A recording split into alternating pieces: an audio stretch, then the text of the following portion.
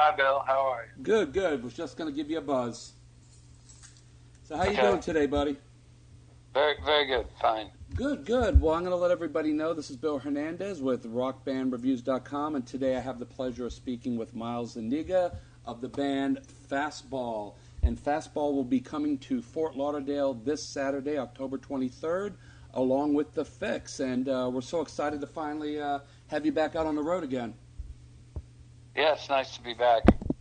So you've already done a couple of shows already. I think we're going to be the fourth one. And how have things been going? Oh, it's great. They're great guys. I actually know Cy Kernan from a long time ago. We actually hiked to base camp in Everest together, and we hiked Machu Picchu together. So I've got actually know him pretty well. And, I've seen The Fix a lot. So. Sounds like you got a really good history together, so it must make it a lot easier when you're touring together. Yeah, yeah. It's much better if you're already friends with the people, because then you kind of know what you're getting into, and a lot of the weird formalities gone, So I knew it would be great. I knew we wanted to. I knew we wanted to do it when it was presented to us. Now, with the pandemic and everything, I mean, the last time we saw you was at the Broward Center for the Performing Arts here in Fort Lauderdale. Mm-hmm. And it was in a small, intimate room. And, of course, I think ticket sales would have been a lot better. But everything was so social distance at that time that they really couldn't sell a lot of tickets, to keep all the tables apart and everything else. Mm-hmm. But it was just such a great performance because you... along with Tony, it was just you guys, very acoustic, no drums, no electrics, and it was a very intimate evening, almost like we were sitting in the living room of your house. Well, that's what you're going to see again this time, because we're not bringing the band. It's just me and Tony, and so it'll be great, I think. I mean, the band's great too, but it's a different kind of deal. Yeah, I think, it's a little more stripped down, again, more intimate, and I think it just kind of opens up the story of the song a little more, too, I think. Absolutely.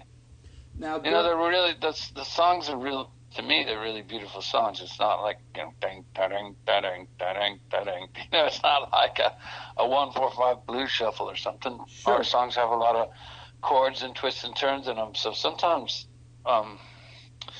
the acoustic thing is preferable. Yeah, I think so. And again, it just opens up the song a little bit more. Now, during lockdown, a lot of us were just staring at the walls all day. What were you doing during the initial lockdown to pass the time? My life didn't change all that much, except that it was like I'd opened a restaurant in my house in terms of feeding myself and my girlfriend at the time. I like to cook anyways, and all of a sudden it was just all about cooking, and because every restaurant was closed, or you could order to go maybe, but most of it was closed.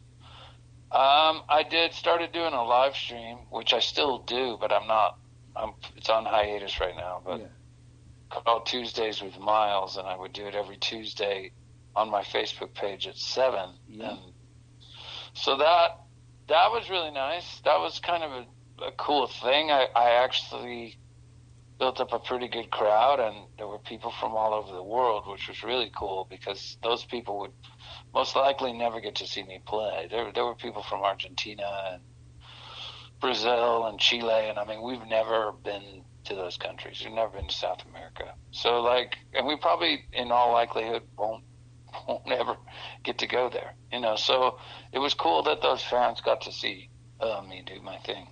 Yeah, so where the pandemic was very rough for some, I think for a lot of people, such as touring, bands, I think it might have been a blessing in disguise because a lot of them, like yourselves, were doing these shows on Facebook or via Stage It or anything like that, and it opened up, I think, a new audience that maybe wouldn't come out and buy a ticket or something and say, you know what, let me look at this, and now you have fans, and again, from all over the world, and people who maybe couldn't come and see you because you weren't going to their countries, and and such. And I think for touring bands also that are on the road, 3/4 of the year and away from their families, it kind of gave them time to spend time with their families, regroup, maybe rewrite new songs, new material. And now we're getting back on the road, so we're 360, man. I think it's fantastic. It is. It's nice to be able to go out on tour again. But I'm also excellent at doing the other thing. I maybe have I maybe am more just being a musician. There's a lot of time when you're not on the road and you don't have to go to work, and so really that and pandemic living, they're not that different. Right, I hear you. I tend to stay in a lot, and so for me it wasn't that big of an adjustment. Some people were like, oh my God, I'm going stir crazy, and I'm like, I don't know, it feels pretty much like my life when I'm not on tour. That's great, man. Now, since the Help Machine came out, have you been writing any new material or thinking about it, or is there we wrote and recorded 16 songs. Now not all of them are originals, but we decided to go in. We did 8 songs with Steve Berlin, who did the Help Machine with us. Mm-hmm. And then we did 8 songs just on our own with like just me and Tony basically producing it. And did we do more with Steve? I can't remember, but I think there's 16 songs, and we're putting them out. We're doing it via Patreon. So we're putting out a song a month on Patreon. If you go to patreon.com/FASTBALL, you can find us. And we're doing that, and then once we release, I don't know, in about 9 or 10 or maybe 10 months from now or a year from now, we'll put out a record with those songs. But if you want to hear them now before we go through that whole process, you could. So it's for people who want an early look at this stuff. Great. Speaking of early look, will you have a couple of those selections this Saturday?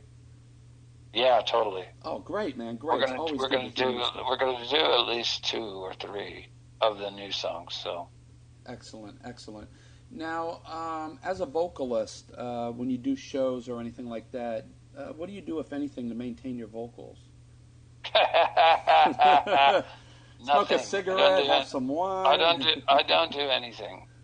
I have had voice training when I was like, my mother made me take vocal lessons, and I had a teacher, and she taught me scales and like warm up your voice and cool down your voice and all this stuff, But then, right around that time, so I forget what age I was. I was probably 16, 17. Right around that time, my mom is the one who made me go to vocal lessons. She said, go to vocal lessons if you're serious about this. So I did, and then right around that time I had a dream. I'll never forget, I had a dream that I met Cheap Trick, that I met Robin Zander from Cheap Trick. And I asked him in the dream, do you do anything for your voice? And he said, oh yeah, it's like an instrument. You have to take care of it. You can't just go on and sing cold. You gotta warm it up, and when you're done singing, you gotta cool down. You gotta do the exercises to kind of. And then I met him in real life like a year later.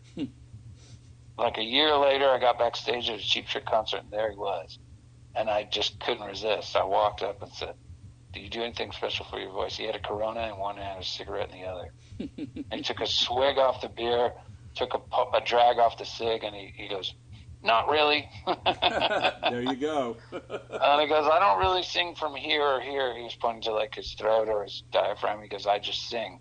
And I would agree with that. I did learn the difference about like the diaphragm versus the throat. Mm-hmm. So like if you scream, that's pretty much singing from your throat. If you scream, or if you're yelling at somebody. But if you can learn how to get the breath from your diaphragm, it's a lot less damaging on your voice. If you learn how to do that, I just basically know how to do it now. Maybe there was a period where I was conscious about it, but I do think that is important if you're going out night after night after night after night after night. If you're not singing from your diaphragm, you'll lose your voice pretty fast. Yeah, you blow it out, sure. Like if I talk all day, like if there's a situation where you're just doing interviews after interviews, or anytime you're just talking all day, that'll actually make your voice go. So there's a difference between your speaking voice and your shouting voice, and the other thing, and the singing voice. Mm-hmm. Now on this tour that you guys are on, are you guys flying into gigs, or are you on buses? The Fix is on a bus, but we're just driving and flying, as the distance dictates. Sure, sure. That's it's just fun. 2 guitars, so it's like it's pretty close to the ground. I mean, this is the lightest we've toured in forever. I don't know. So, well, to remind everyone, FASTBALL and the Fix will be at the Culture Room here in Fort Lauderdale this Saturday night, October 23rd, and we're looking forward to seeing you, man. We're very excited, man. Thank you. I appreciate it. Great. We have I think 3 tour posters in our possession for this tour, and is it possible we can get you guys to sign them and we'll donate them to disabled American veterans for their auctions? Yeah, we could do that. All right, cool, man. I'll set it up with Peter, and we'll see you this Saturday night at the Culture Room. Okay, thank you, Bill. All right, have a great night, and safe travels on the road, bro. Okay, all right, bye-bye. Bye, bud.